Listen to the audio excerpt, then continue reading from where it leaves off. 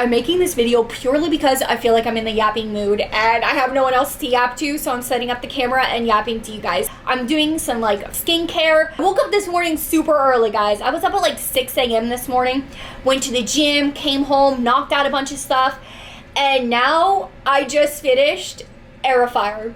I finished Aerifier, completed it.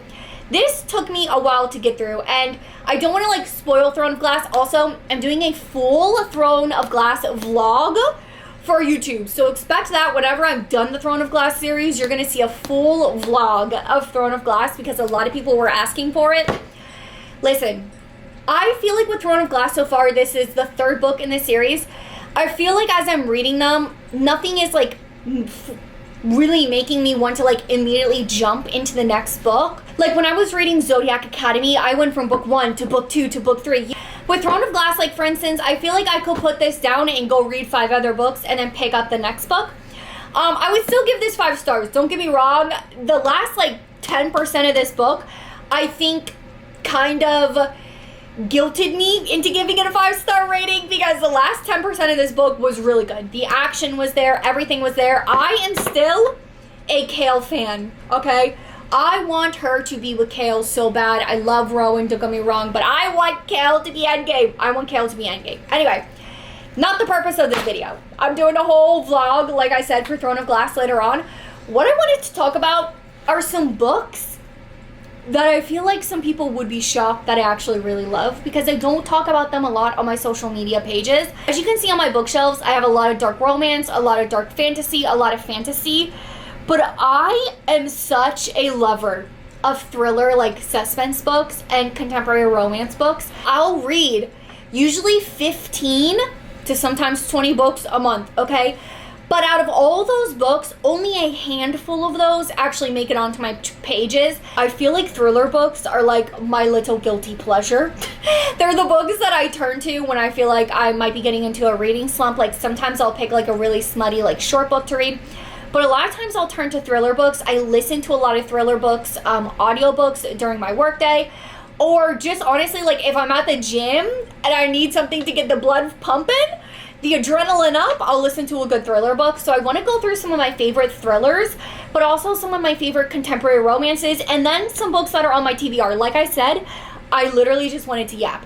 I wanted to yap, and I felt like, you know what, YouTube is a good place to yap because you guys can put me on in the background and just listen to me yap while I talk about books. If this makes it to YouTube, because a lot of the times I film YouTube videos and then I get sick of editing them. And I get sick of hearing my voice, honestly, for more than 3 minutes. I get the ick. I give myself the ick. So anyway, I just want to go through this pile, okay? My pile of books right here. In the likely event, this is a military romance, contemporary romance. So good, guys. So good. The yearning in this book, chef's kiss, okay? He literally throws himself on top of her to protect her. The end of this book, and I am not lying to you when I say this, when I finished this, the plot twist at the end was wrecked me so badly, okay? I spent a whole hour, I kid you not, I sat my husband down, we were upstairs, and I told him this entire book, and he could relate to it. The funny thing about this, because it's a military romance, my husband was also served 6 years in the military. Every single person in this book, you would think she wrote it about my husband's friends, okay? Because every single person in this book, my husband knows them by their last name. Like, I have met every single person in this book in the military through my husband's, like, unit, okay? It was crazy, like, the coincidences. But anyway, crazy, crazy good. The plot twist at the end of this, I had to sit my husband down and explain to him the whole story so his jaw could be on the ground as well, because I did not see a plot twist at the end of this. You have to read it. If you need a contemporary romance that is going to be super romantic, have a happily ever after, but also a really like heart-wrenching plot twist at the end, go pick this up. I feel like my face mask is coming off. Then we have a thriller. One of my all-time favorite thrillers, okay? One of my all-time favorite thrillers. Now, I am going to put on the screen over here 2 thriller books that were like, if you want something to scare you, okay? Like these are the only 2 thriller books I've ever read that I was like genuinely like sleeping with the light on. I went to bed at night, Velcroed to my husband, okay, because I was a little scared. Like these were more creepy thrillers, but they were so good. Like Infinity Star thriller reads, okay?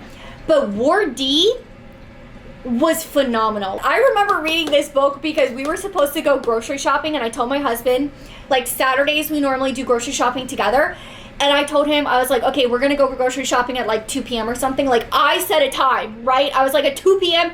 we are gonna go grocery shopping. 2 p.m. rolls around and I was like, canceled, delayed. I was not leaving my couch until I read the end of this. Honestly, so good, okay? You follow a medical student. She has to spend a night on a locked psychiatric ward. So she goes in there, the doors close behind her, and like patients and people start disappearing, okay? And she's trying to figure out what's going on. But what made this book even creepier is that as the hours, so like you start at like 12 hours, right?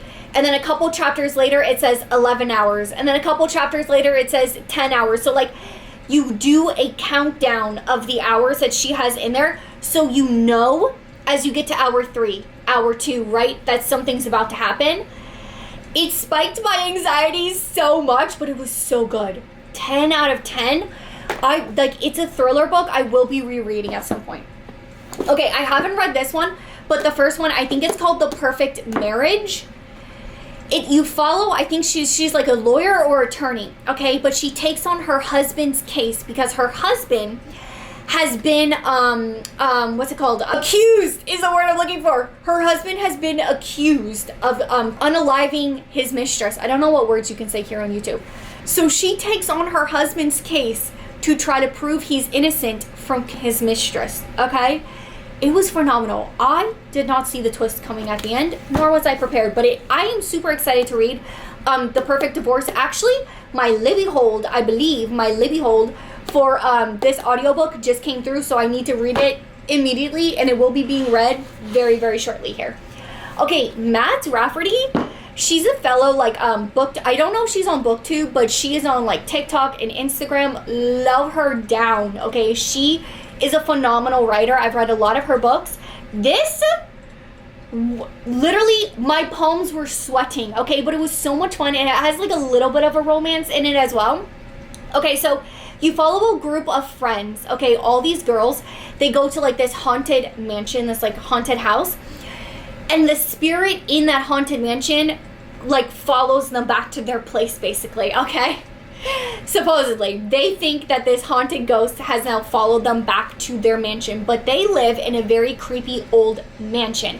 It was so good. It was phenomenal. Again, another, thriller suspense that I did not want to put down. Okay, now we have 3 books that are on my TBR that I'm super excited to read, okay? We have The Night and the Moth by Rachel Gillig. It's the pretty pink version from Target.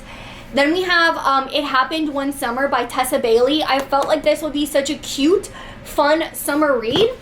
And then I also got The Ark, which is already out now, came out in June, for Till Summer Do Us Part. I love Megan Quinn so much. She does really good rom-com books. So these are 3 books on my immediate TBR that I'm very excited to read. I don't talk about my thriller, suspense, or really my contemporary romances a lot that I read on my pages. It's something I want to get a little better at talking about. However, I feel like, my followers, my audience, my book besties, you guys are more into my dark romance, my fantasy romance book recommendations. And so I feel like when I post on TikTok and Instagram about my thriller suspense babies or my contemporary romances, I feel like you guys don't love them as much, so I might just save those for over here on BookTube. They might just become my BookTube yap sessions, talking about the ones that I don't usually talk about a lot over on my other platforms. But anyway,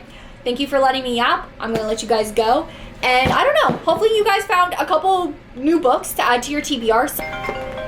My husband just called me because he's getting off work, so I am going to end this yap session, and I will be back. Let me know also what kind of content you want to see here on YouTube, because I'm kind of new to the BookTube space, but I'm going to have fun with it, so let me know what type of content you want to see over here. But anyway, I'll see you guys next time.